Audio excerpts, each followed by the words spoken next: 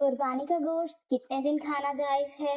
یہ سوالات بہت سے لوگوں کے ذہن میں آتے ہیں کہ آخر قربانی کا گوشت کتنے دنوں تک گھر میں محفوظ کر کے رکھ سکتے ہیں اور کھا سکتے ہیں، جبکہ مختلف لوگوں کی مختلف باتیں بھی سننے کو ملتی ہیں۔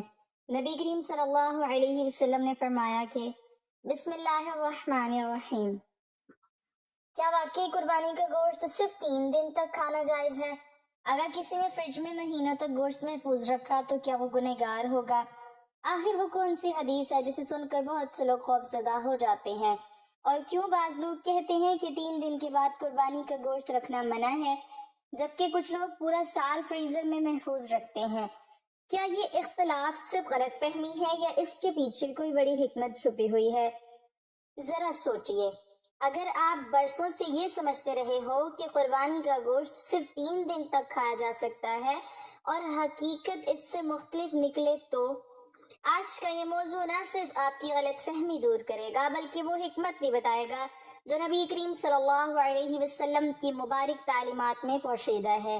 اس لیے ویڈیو کو آخر تک ضرور دیکھیے گا، کیونکہ درمیان میں ہم 2 حدیث بھی سنائیں گے جس کے بعد یہ مسئلہ بالکل واضح ہو جائے گا۔ ناظرین اکرام، قربانی صرف جانور ذبح کرنے کا نام نہیں بلکہ یہ حضرت ابراہیم علیہ السلام کی عظیم سنت، اللہ کی رضا اور ایثار و محبت کا عملی اظہار ہے۔ اور جب عید الاضحیٰ کے دن گھروں میں گوشت آتا ہے تو اکثر ذہنوں میں ایک ہی سوال گردش کرتا ہے کہ آخر اس گوشت کو کتنے دن تک رکھنا اور کھانا جائز ہے۔ کچھ لوگ فوراً کہہ دیتے ہیں کہ صرف 3 دن، اس کے بعد رکھنا منع ہے، اور بعض لوگ ڈرتے ڈرتے گوشت تقسیم کر دیتے ہیں کہ کہیں گناہ نہ ہو جائے۔ لیکن آئیے دیکھتے ہیں کہ حقیقت کیا ہے۔ احادیث مبارکہ میں آتا ہے کہ ایک وقت ایسا تھا جب مدینہ منورہ میں بہت سے غریب اور مسافر لوگ آ گئے تھے۔ اس وقت نبی کریم صلی اللہ علیہ وسلم نے صحابہ اکرام رضی اللہ عنہم کو فرمایا کہ قربانی کا گوشت 3 دن سے زیادہ محفوظ نہ رکھو تاکہ زیادہ سے زیادہ لوگ اس نعمت سے فائدہ اٹھا سکیں۔ اب ذرا غور کیجئے، یہاں اصل مقصد کیا تھا؟ کیا ہمیشہ کے لیے ممانعت تھی؟ نہیں، بلکہ اس وقت کے حالات کے مطابق غریبوں کی مدد مقصود تھی، کیونکہ اگر ہر شخص اپنا گوشت جمع کر لیتا تو ضرورت مند محروم رہ جاتے۔ پھر کچھ عرصے بعد جب حالات بہتر ہو گئے تو نبی کریم صلی اللہ علیہ وسلم نے ارشاد فرمایا کہ اب کھاؤ، صدقہ کرو اور ذخیرہ بھی کرو، یعنی گوشت محفوظ رکھنا جائز قرار دے دیا گیا۔ سبحان اللہ! یہی اسلام کی خوبصورتی ہے کہ وہ حالات اور ضرورتوں کو بھی سامنے رکھتا ہے۔ افسوس کی بات یہ ہے کہ آج بھی بہت سے لوگ پہلی حدیث سن کر ڈر جاتے ہیں لیکن دوسری حدیث تک بات پہنچتی ہی نہیں، اور یہی وجہ ہے کہ غلط فہمیاں پیدا ہوتی ہیں۔ ذرا سوچئے، اگر گوشت محفوظ رکھنا ہمیشہ کے لیے ناجائز ہوتا تو صحابہ اکرام رضی اللہ عنہم کبھی ایسا نہ کرتے، لیکن احادیث سے ثابت ہے کہ بعد میں اجازت دے دی گئی تھی۔ اب یہاں ایک اور سوال پیدا ہوتا ہے، اگر گوشت رکھنا جائز ہے تو کیا پورا سال بھی رکھا جا سکتا ہے؟ تو یاد رکھیے، شریعت نے اس کی کوئی خاص مدت مقرر نہیں کی۔ اصل چیز یہ ہے کہ گوشت خراب نہ ہو، صحت کے لیے نقصان دہ نہ بنے اور انسان اس نعمت کی قدر کرے۔ آج کے دور میں فریج اور فریزر موجود ہیں، لوگ مہینوں تک گوشت محفوظ رکھتے ہیں، اس میں شرعاً کوئی حرج نہیں، لیکن ساتھ ساتھ یہ بھی یاد رکھنا چاہیے کہ قربانی کا اصل مقصد صرف اپنے فریزر بھرنا نہیں بلکہ غریبوں، رشتہ داروں اور ضرورت مندوں کو خوش کرنا بھی ہے۔ کتنے ہی لوگ ایسے ہوتے ہیں جن کے گھر سال بھر گوشت نہیں پکتا، اور عید الاضحیٰ ان کے لیے خوشی اور آس کا دن بن کر آتی ہے۔ اس لیے قربانی کے گوشت میں دوسروں کا حصہ ضرور نکالیے۔ بعض لوگ اتنا گوشت جمع کر لیتے ہیں کہ کہیں پڑا پڑا خراب ہو جاتا ہے، پھر اسے پھینک دیا جاتا ہے، اور یہ نعمت کی ناشکری ہے۔ نبی کریم صلی اللہ علیہ وسلم نے نعمتوں کی قدر سکھائی ہے، اس لیے اگر گوشت رکھیں تو مناسب انداز میں رکھیں، دوسروں کو بھی دیں اور اللہ کی نعمت پر شکر ادا کریں۔ اب ذرا اس پہلو پر بھی غور کیجئے کہ اسلام کبھی سختی والا دین نہیں رہا بلکہ آسانی والا دین ہے۔ اس لیے جہاں ضرورت ہوئی وہاں وقتی پابندی لگائی گئی، اور جہاں حالات بدلے وہاں اجازت دے دی گئی۔ यही वजह है कि उलमाए कराम फरमाते हैं कि कुर्बानी का गोश्त खाना, महफूज करना और तकसीम करना सब जायज है और इसकी कोई 3 दिन की मुस्तकिल पाबंदी नहीं। लेकिन अभी एक निहायत अहम बात बाकी है, क्योंकि बहुत से लोग ये भी पूछते हैं कि कुर्बानी के गोश्त की तकसीम का सही तरीका क्या है। क्या पूरा गोश्त अपने पास रखा जा सकता है और क्या गरीबों में तकसीम करना जरूरी है? यही वो सवाल है जिसका जवाब अगले हिस्से में हम तफसील से बयान करेंगे और शायद यही बात आपकी सोच बदल दे। नाज़रीन इकराम, जरा तस्वुर कीजिए, एक घर ऐसा है जहां ईद के दिन फ्रीजर भर भर कर गोश्त रखा जा रहा है और दूसरी तरफ एक ऐसा घर भी है जहां बच्चे सिर्फ इस इंतजार में बैठे हैं कि शायद कोई दरवाजा खटखटाए और कुर्बानी के गोश्त का एक छोटा सा हिस्सा मिल जाए। अब सवाल ये है कि कुर्बानी का असल मकसद क्या है? सिर्फ अपने लिए गोश्त जमा करना या दूसरों की खुशियों में शामिल होना? और क्या वाकई कुर्बानी का सारा गोश्त अपने पास रख लेना जायज है? यही वो सवालात हैं जिनके जवाब जानना हर मुसलमान के लिए जरूरी है, क्योंकि बाज लोग समझते हैं कि आधा गोश्त देना फर्ज है, कुछ कहते हैं 1/3 देना जरूरी है, जबकि कुछ पूरा गोश्त ही अपने घर में रख लेते हैं। तो आखिर शरीयत क्या कहती है? आइए इस राज से पर्दा उठाते हैं। नबी करीम सल्लल्लाहु अलैहि वसल्लम की मुबारक तालीमात हमें सिर्फ इबादत नहीं सिखाती, बल्कि इंसानियत, मोहब्बत और दूसरों का एहसास भी सिखाती हैं। इसीलिए कुर्बानी को सिर्फ ज़िबाह तक महदूद नहीं रखा गया, बल्कि इसके गोश्त में गरीबों और जरूरतमंदों का हक भी रखा गया, ताकि ईद की खुशी सिर्फ अमीरों तक महदूद न रहे बल्कि हर घर तक पहुंचे। उलमाए कराम फरमाते हैं कि कुर्बानी के गोश्त को 3 हिस्सों में तकसीम करना मुस्तहब है, यानी एक हिस्सा अपने लिए, एक हिस्सा रिश्तेदारों और दोस्तों के लिए और एक हिस्सा गरीबों और मिस्कीनों के लिए। लेकिन याद रखिए, ये तकसीम फर्ज नहीं बल्कि बेहतर तरीका है। अगर कोई शख्स ज्यादा हिस्सा गरीबों को दे दे तो ये भी बहुत अजर का काम है, और अगर कोई अपने घर वालों की जरूरत की वजह से ज्यादा अपने पास रख ले तो इसकी भी इजाजत है। इस्लाम इंसान की मजबूरियों और हालात को देखता है, इसलिए शरीयत ने इस मामले में आसानी रखी है। लेकिन अफसोस की बात यह है कि बाज लोग कुर्बानी को सिर्फ रस्म बना लेते हैं।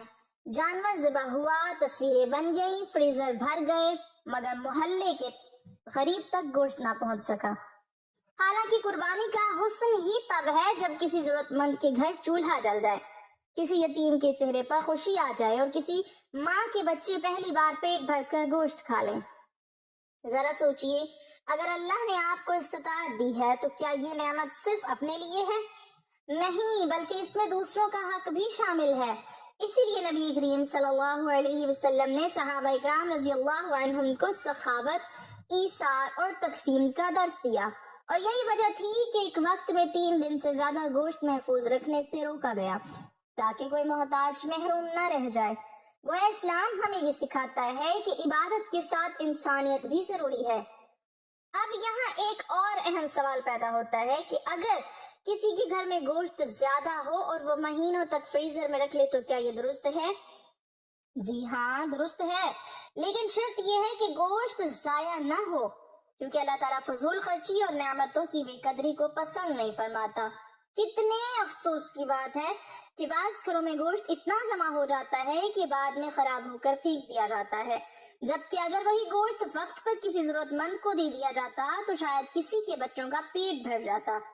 इसीलिए कुर्बानी सिर्फ जानवर ज़िबह करने का नाम नहीं, बल्कि दिल के अंदर रहम, सखावत और शुक्र पैदा करने का नाम है।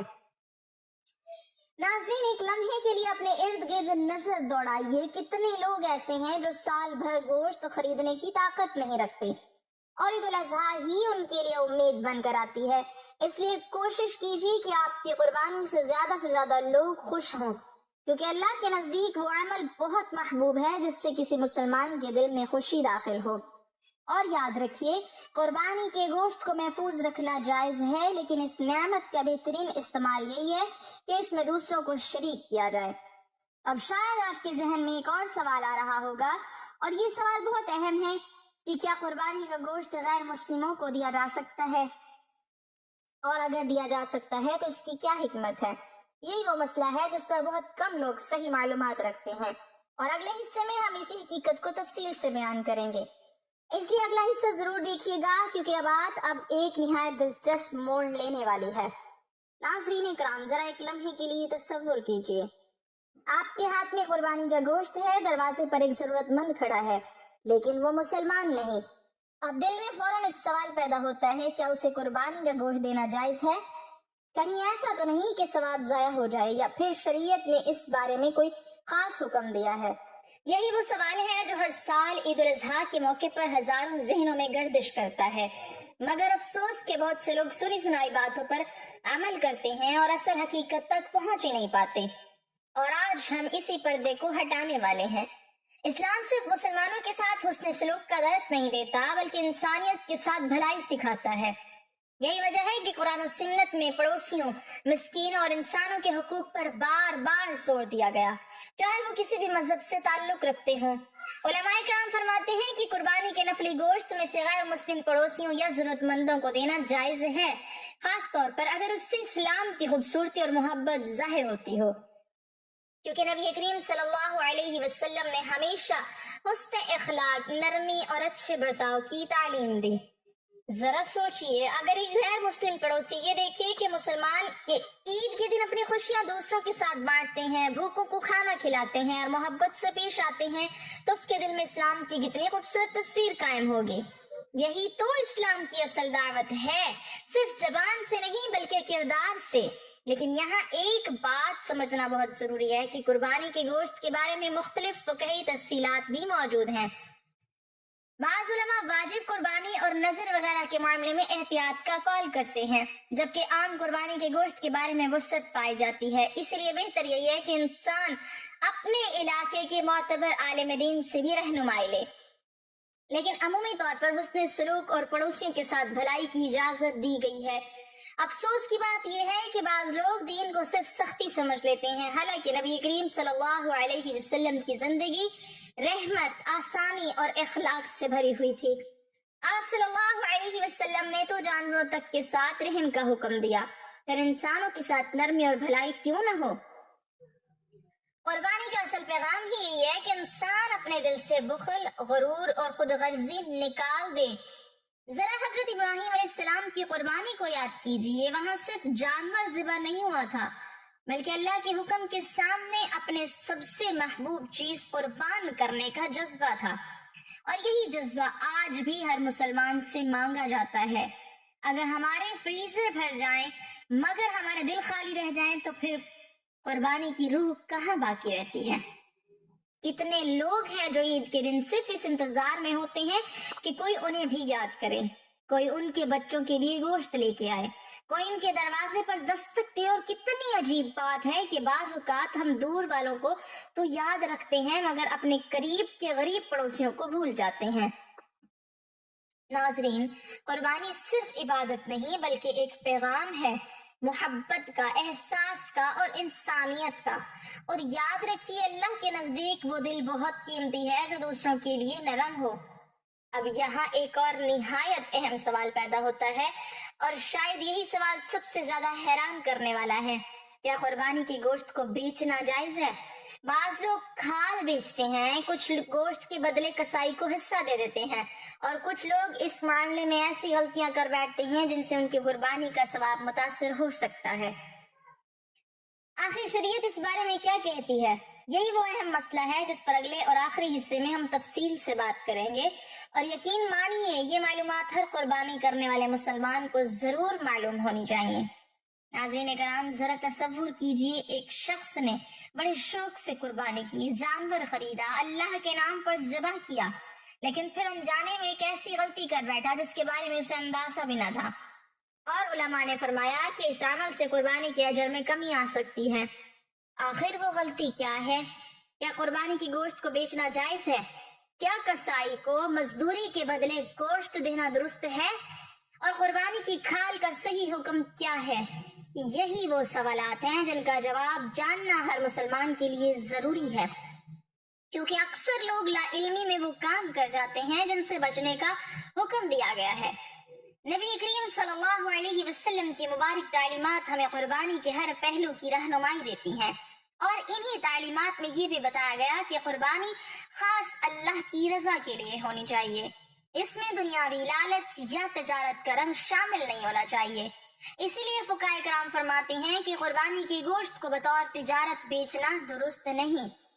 یعنی اگر کسی نے قربانی اس نیت سے کی کہ بعد میں گوشت بیچ کر فائدہ کمائے گا تو یہ قربانی کی روح کے خلاف ہے۔ اسی طرح ایک اہم مسئلہ کسائی کی اجرت کا بھی ہے۔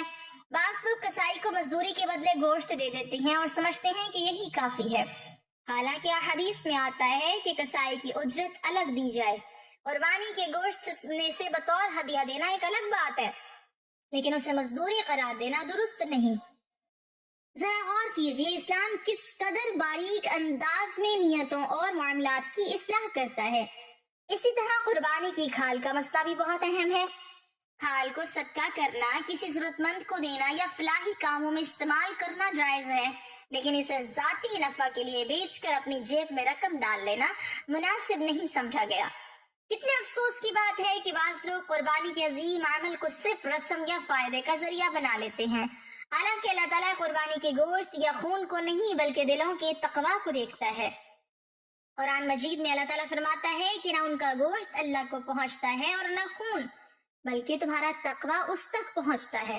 سبحان اللہ، کیا خوبصورت پیغام ہے! یعنی اصل چیز دل کا اخلاص ہے۔ ناظرین، قربانی ہمیں صرف جانور ذبح کرنا نہیں سکھاتی، بلکہ یہ سکھاتی ہے کہ اللہ کی رضا کے سامنے اپنی خواہشات قربان کر دو، اپنے دل سے خود غرضی نکال دو، دوسروں کے لیے آسانی پیدا کرو اور نعمتوں پر شکر ادا کرو۔ یہی وجہ ہے کہ نبی کریم صلی اللہ علیہ وسلم نے قربانی کے گوشت کو کھانے، محفوظ کرنے اور دوسروں میں تقسیم کرنے کی اجازت دی، تاکہ انسان خود بھی فائدہ اٹھائے اور دوسروں کو بھی فائدہ پہنچائے۔ اب آپ خود سوچئے، اگر ایک طرف کوئی شخص فریزر بھر بھر کر گوشت جمع کرے اور دوسری طرف اس کے آس پاس غریب لوگ بھوکے رہ جائیں تو کیا یہ قربانی کا مقصد پورا ہوگا؟ ہرگز نہیں۔